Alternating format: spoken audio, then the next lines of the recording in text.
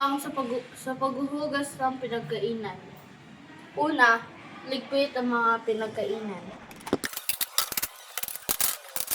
Sunod, dalhin sa hugasan. Sa lababo, tanggalin ang mga mancha at alisin ang mga dumi na nakalagay dito.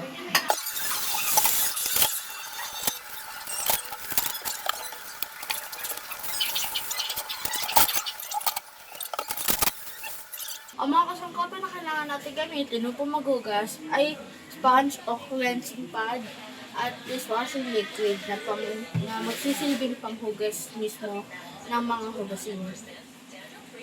Ang gagawin natin, uunahin natin sa pinakamalinis hanggang sa pinakamadumi. Una, ang baso.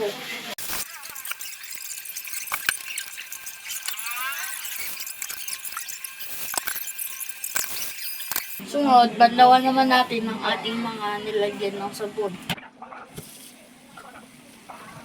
Sunod, hugasan ng mga ginamit na kasangkapan ng sponge or cleansing pad at ang dishwashing liquid.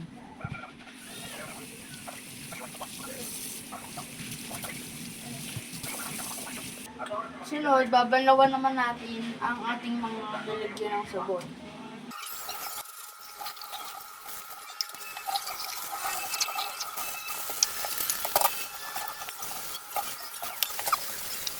Sunod naman ang mga ginamit natin kutsara at tinidor.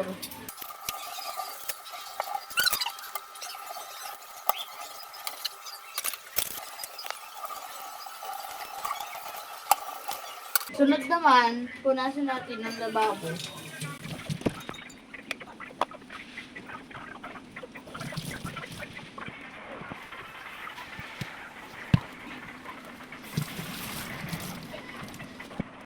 Gamit naman din sa tuwalya, punasan at tuloyin ng mga